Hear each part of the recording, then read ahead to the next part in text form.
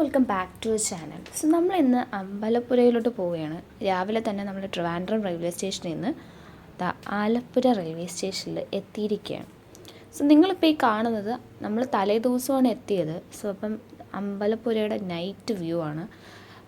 പിറ്റേന്ന് അടുത്ത ദിവസം തന്നെ നമ്മൾ ശ്രീകൃഷ്ണ ജയന്തി ആയതുകൊണ്ട് തന്നെ നമ്മൾ തലേ ദിവസം ഒരുക്കങ്ങളൊക്കെ കാണാനായിട്ട് റൂമിലെത്തിയ ശേഷം അമ്പലപ്പുഴയിൽ എത്തിയതാണ്. ഇത് ക്ഷേത്രത്തിൻ്റെ നൈറ്റ് അവിടുത്തെ ഒരുക്കങ്ങളും കാര്യങ്ങളും നടന്നുകൊണ്ടിരിക്കുകയാണ്.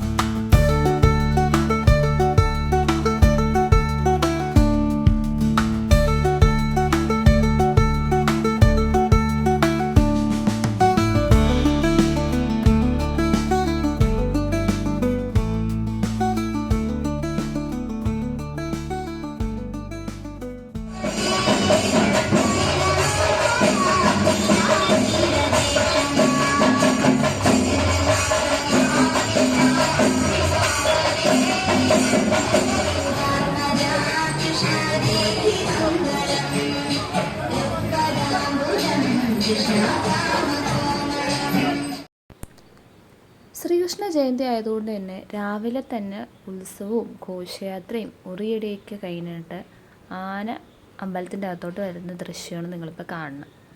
ഓക്കെ, ഇത്രയും തിരക്കാണ്. നമ്മളന്ന് രാത്രി ആയപ്പോൾ ഒരൊറ്റ മനുഷ്യരില്ലായിരുന്നു. രാവിലെ എത്തിയപ്പം നല്ല തിരക്കുണ്ട്. ക്യൂ ഒക്കെ നിൽക്കുന്ന കാണാൻ നിങ്ങൾക്ക് ഒരുപാട് തിരക്കായിരുന്നു. നല്ല തിരക്കാണ്. പ്രത്യേകിച്ച് അറിയാമല്ലോ, ശ്രീകൃഷ്ണ ജയന്തിയാണ്, അവിടുത്തെ മെയിൻ ഉത്സവമാണെന്ന്. നിങ്ങളിപ്പോൾ ഈ കാണുന്നത് അമ്പലപ്പുഴ പാൽപ്പായസം വാങ്ങാനുള്ള ക്യൂ ആണ്. ഓരോ ആൾക്കാർ 2-3 ലിറ്റർ കണക്കിനാണ് അമ്പലപ്പുഴ പാൽപ്പായസം വാങ്ങുന്നത്. നിങ്ങൾക്ക് എല്ലാവർക്കും ഞാൻ പറയേണ്ട ആവശ്യമില്ലല്ലോ അമ്പലപ്പുഴ പാൽപ്പായസത്തെ പറ്റി. ഇനി നമുക്ക് കുറച്ച് കുട്ടനാടൻ വിശേഷങ്ങൾ കാണാം. നമ്മൾ ആലപ്പുഴ കായൽ ഭംഗി ആസ്വദിക്കാനായിട്ട് ഒരു ബോട്ടിങ്ങിന് വേണ്ടി ഇറങ്ങിയിരിക്കുകയാണ്. കുട്ടനാട്ടിലോട്ടാണ് ബോട്ടിങ് പോകുന്നത്.